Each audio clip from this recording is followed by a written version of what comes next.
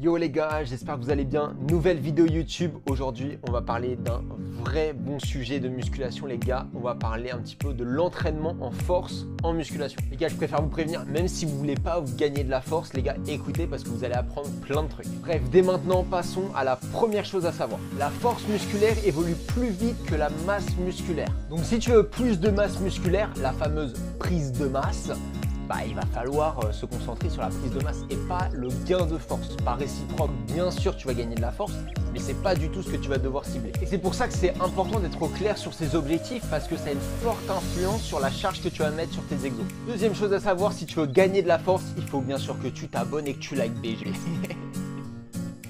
Tu es insupportable. Non les gars, blague à part, en vrai si vous voulez améliorer votre force, il va falloir déjà savoir où est-ce que vous en êtes. En gros, il va falloir faire des tests de force. Dans quelques secondes, je vais t'expliquer un processus théorique. Mais attention les gars, s'il vous plaît, ne vous mettez pas en danger.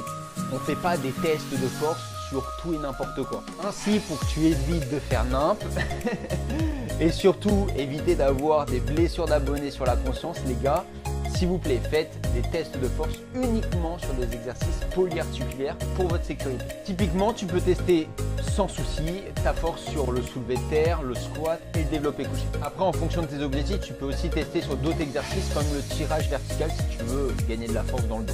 Ok, la prévention c'est fait, maintenant on passe aux choses sérieuses. Pour tester ta force, il faut qu'en fait tu connaisses ton 1RM. Et Jamy, c'est quoi le 1RM? Le 1RM, c'est la charge maximale que tu es capable de soulever une fois sur un mouvement de musculation. Pour aller chercher ce fameux 1RM, tu vas faire exactement ce que je vais te dire à la lettre. D'ailleurs, prends un petit bloc-notes, comme ça tu sauras tout et ça te sera utile, crois-moi. Donc tu vas commencer par un exercice.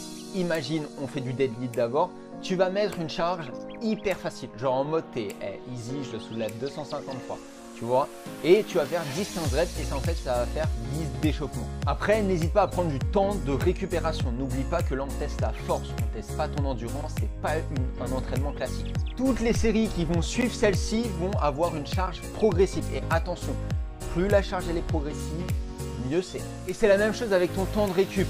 Plus la charge augmente, plus ton temps de récup est élevé. Bon, par contre, s'il te plaît, ne prends pas 10 minutes de récup. Alors d'une, ça sert à rien et de deux, ça va allonger ta séance de fou malade jusqu'à 5 minutes quand vraiment tu commences à faire 2-3 reps. Là, c'est bien, t'as pas besoin d'aller plus loin. Bon les gars, je vais vous faire une petite minute astuce. Note bien tout ce que tu fais pendant ta séance, c'est-à-dire le nombre de reps, le nombre de séries, etc., etc. Tu notes tout parce que lorsque tu vas plus arriver à soulever, tu vas être en échec musculaire, et ton 1RM, ça sera pas forcément la dernière charge que tu as soulevée. Je suis sincèrement navré de t'annoncer que c'est bien plus compliqué que ça. Et il y a un petit calcul à faire en plus de ça. Non, t'inquiète, il n'y a rien à faire. T'inquiète, t'es tranquille. T'as juste à aller dans la description. Je t'ai mis un calculateur automatique. Rien à faire, tranquille. Pour que tu comprennes un petit peu mieux, parce que là, je sais que c'est un peu compliqué. Et je sais que Time est en train de chuter. Je vais te faire un petit exemple. Du coup, c'est parti pour la minute exemple. Non, on va pas abuser quand même. On va pas faire ça toutes les 10 minutes. Si je fais 3 reps à 100 kg et après, donc je prends mon temps de récup et après, j'arrive à faire une rep à 105 kg. Quel est mon max? S'il te plaît, là, ne triche pas. Fais pause sur la vidéo. Tu cliques là sur ma tête et tu dis en commentaire, à ton avis, c'est quoi mon max? Du coup, mon max, t'as pas triché, hein. Mon max, ça sera 107 kg. Parce qu'en fait, ça va être beaucoup plus compliqué que juste prendre 105. Parce qu'au final, avoir fait 3 reps à 100 kg, c'était une bien plus haute performance que faire juste une rep à 105. Et le calcul, il casse les couilles. Du coup, les gars, si vous voulez trouver le calcul, vous tapez dans Google calculer 1RM, vous allez trouver. Les gars, pensez-y. Si vous kiffez la vidéo, n'oubliez pas de vous abonner, activer la cloche et vous mettez votre petit like, comme ça c'est fait et on continue. Troisième chose à savoir sur le gain de force, il y a 3 adaptations physiologiques qui font que tu gagnes de la force. Il y a l'hypertrophie musculaire, l'hyperplasie musculaire, oui c'est ça, et le changement de typologie de ton muscle. Bon les gars, je sais que j'en ai perdu 80%, s'il vous plaît les gars, restez, je vais tout vous expliquer, vous allez voir, c'est super cool. Alors déjà, l'hyperplasie, elle n'est pas vraiment démontrée, donc déjà, -1. Et le changement de typologie musculaire, les gars, c'est tout simplement le fait que faire de la musculation, peu importe ce que vous faites, et bien en fait, ça va adapter petit à petit vos fibres musculaires. Entre autres, vous allez avoir une augmentation des fibres de type 2A et vous allez avoir par contre une diminution des fibres de type 2B. Oh putain. j'ai encore utilisé des termes techniques les gars, je vous ai tous perdu. En gros, on fait simple, ça augmente ta résistance à la fatigue frérot, c'est carré. Bref, tout ça pour dire qu'au final, ce qui va te faire gagner de la force, c'est l'hypertrophie musculaire. Les gars, j'ai une super nouvelle, l'hypertrophie musculaire, c'est l'une des adaptations physiologiques les plus rapides du corps humain. En gros, entre 4 à 8 semaines d'entraînement régulier et l'hypertrophie arrive comme un cadeau au pied du Satan.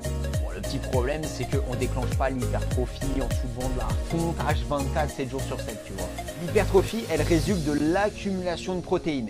Et pour accumuler des protéines, il y a deux manières. Les gars, c'est bientôt fini la vidéo, tenez le coup. Soit tu augmentes la synthèse protéique, c'est-à-dire que tu augmentes le fait de transformer les acides aminés en protéines, soit en diminuant la dégradation protéique, c'est-à-dire que c'est l'inverse, c'est-à-dire que tu transformes des acides aminés en protéines. Ça on veut pas, tu vois. Et c'est pour ça que l'alimentation est indispensable si tu veux gagner de la force en musculation. C'est bon les gars, victoire, on a fini la vidéo, yes, let's go, ne quittez pas s'il vous plaît, je tiens à vous remercier, je sais qu'il y a moins d'1% des gens qui regarderont la fin de cette vidéo, mais merci, on est de plus en plus nombreux, n'oubliez pas de vous abonner si ce n'est pas encore le cas, activez la cloche pour les notifications, le petit like, il est gratos, et n'hésitez pas à aller voir les shorts, les gars, j'en fais plein, et je vous apprends plein de petits trucs en bonus, ciao ciao l'équipe.